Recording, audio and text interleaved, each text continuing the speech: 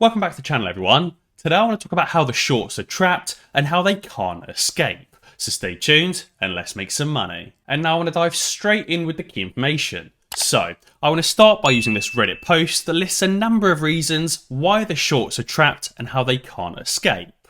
And then I also want to give my opinion on how I think they're trapped and how it's getting worse for them every single day and how they're getting closer to failure on a daily basis. So he starts by listing two very factual pieces of information. He says the daily average volume is around 57 million shares a day over the last 10 days. The price is tanking while the short interest is increasing. Now I know yesterday was a day that was very out of the ordinary volume wise. Yesterday we had 124 million shares traded. The last time we saw that was back here on December the 17th. And before that, the last time we had that many shares traded was back here on the 31st of August 2021. And therefore we know that high volume days over 100 million shares are fairly few and far between, but when it does happen, the shorts are very much on edge. I think it really goes to show just how in trouble the shorts really are. Whenever AMC now has a tiny scrap of good news,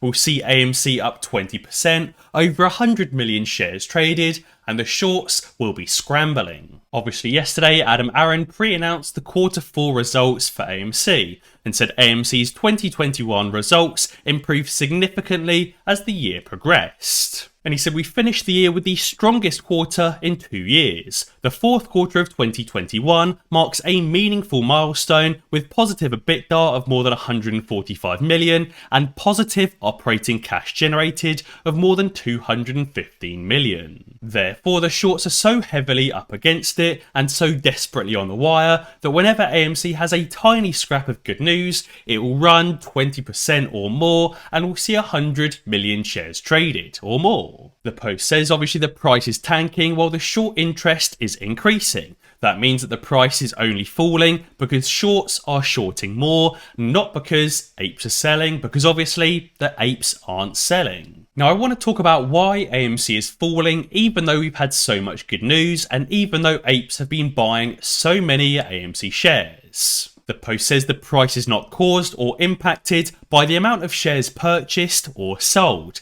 It is kind of, but it's more due to the relationship between supply and demand. The post kind of specifies and says it's more caused by the price agreed between buyers and sellers. Typically with a stock you have lots of different buyers and lots of different sellers. Some buyers want to buy at a low price to get the best price that they possibly can. Some buyers on the other hand want to buy at a higher price to help push the stock price up so it continues its run. Same with sellers. You have some sellers trying to sell for the highest price that they possibly can to get the most money, and also some sellers want to sell at the lowest price they possibly can to help push the stock down when they're shorting. With AMC, obviously we have a wide range of buyers because buyers are wanting to push the price up, but also still get a good deal. However, in terms of sellers, we only have those shorters trying to push the price of AMC down. Obviously, no apes are selling their AMC and trying to get the highest price they possibly can at these levels. Apes aren't selling AMC whatsoever at the moment. Sure, they might be setting sell orders for $1,000 or $5,000 a share or whatever it might be, but no apes are selling down here at $15 to $20 a share.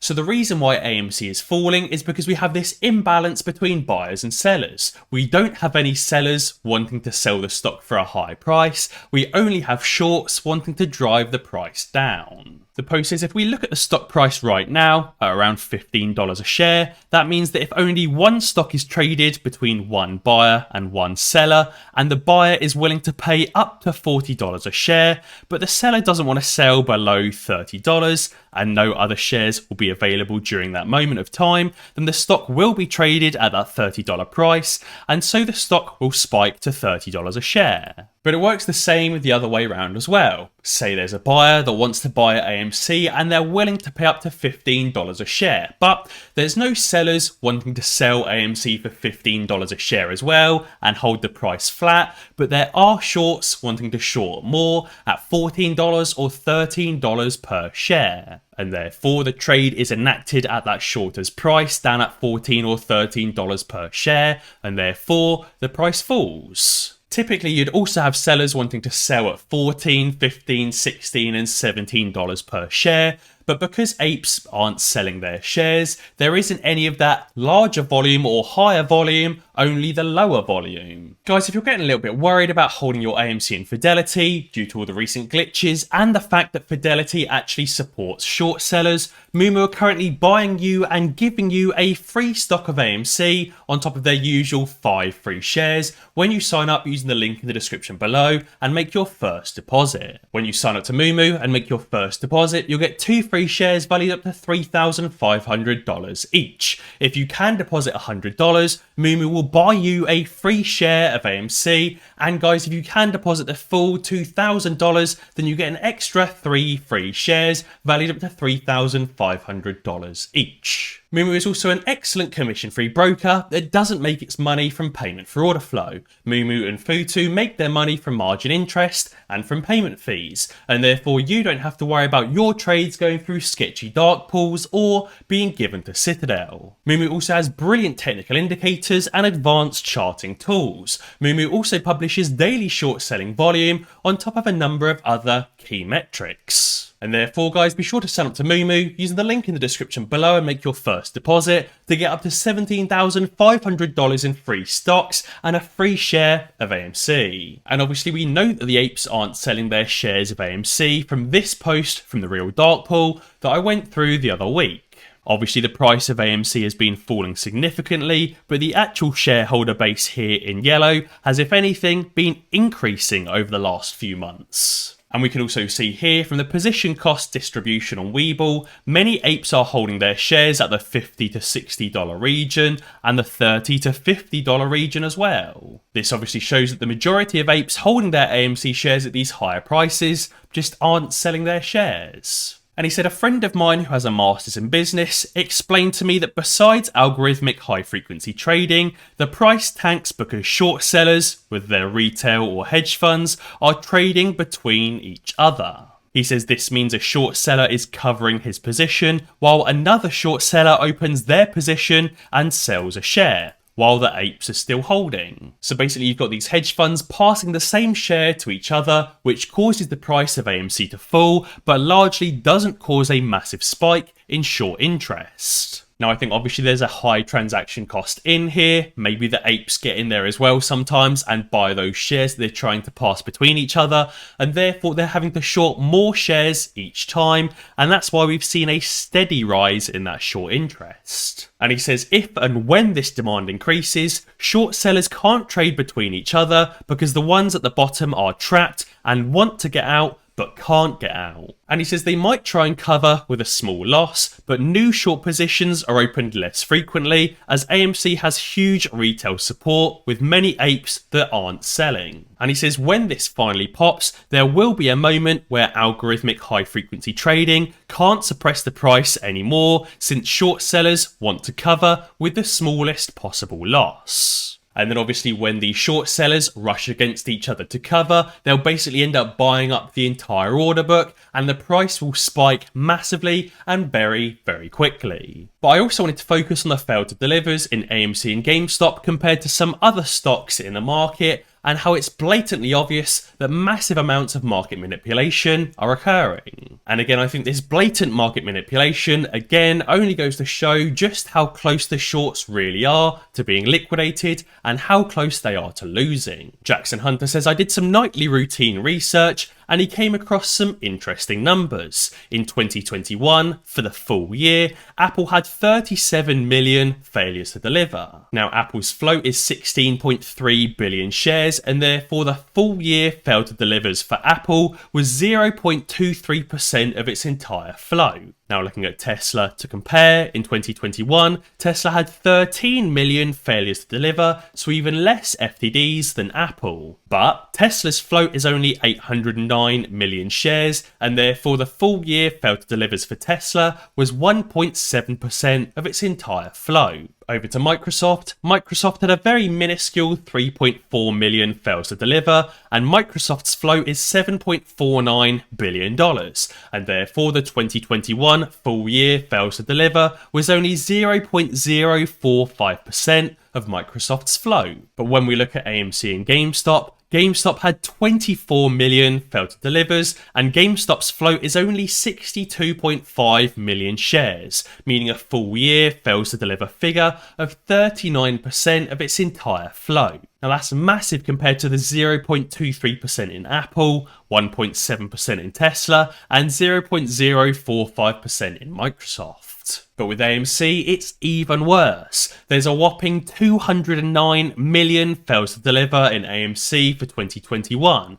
AMC's float is 513 million shares, and therefore the full year failed to deliver was around 40% of AMC's float. This goes to show just how massively manipulated AMC and GameStop really are, in the sense that over 40% of its float could be failed to deliver in a single year. Now obviously don't forget these FTDs have been reset many times throughout the year, and that's why they constantly keep cropping up. But again, this just constantly shows the massive amounts of market manipulation. The fact that 40% of its float needs to be failed to delivered and reset over and over again throughout the full year shows that the shorts absolutely have something to hide.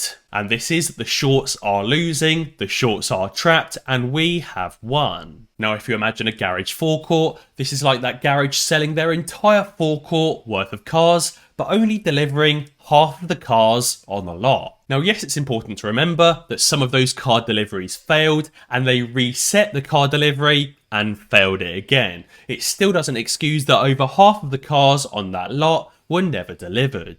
On top of this, Melvin Capital's Gabe Plotkin has just filed to raise more money for a Melvin Capital long-only hedge fund. Again, this just goes to show that Melvin Capital are absolutely desperate, trying to get money in from any source whatsoever. Melvin Capital are literally having to open a new hedge fund and raise new money in order to try and pay off their bad short debts. Now I think it's important to note that this isn't bad for the squeeze. If anything, this is good for the squeeze, because it means that Melvin Capital is finally getting in the money to buy back their AMC and GameStop shorts. All this is basically saying is that Melvin Capital is opening a new hedge fund to guarantee payment to the apes. And I think one of the most standout reasons as to why the hedges are trapped and can't escape is the sheer amount of shill and FUD comments. Even to this day, I see so many comments on my video saying, bro, you guys have to sell AMC. They're saying, guys, there's so many other stocks, but you have to believe me. The squeeze already happened, and if it squeezes again, it could wreck the economy. And therefore, you apes have to sell AMC while you still have the chance. Again, you've probably already noticed that people don't usually give you money advice unless it's impacting their money. And this is why hedges are having to pay literally thousands of dollars in order to infiltrate Reddit or Webull groups. There's a document here that shows the cost of $2,380 in order to infiltrate both Reddit and Webull, or paying $3,500 a day for a one-time guerrilla campaign against a certain stock.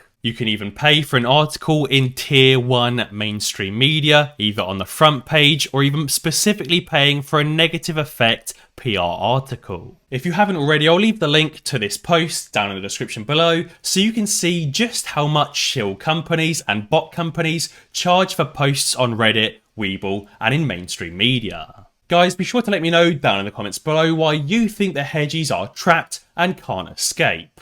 And as always guys, if you enjoyed this video, be sure to check out some of my others. Alternatively, subscribe to the channel and ding that notification bell, because that way you'll be alerted when I upload a new video. Cheers.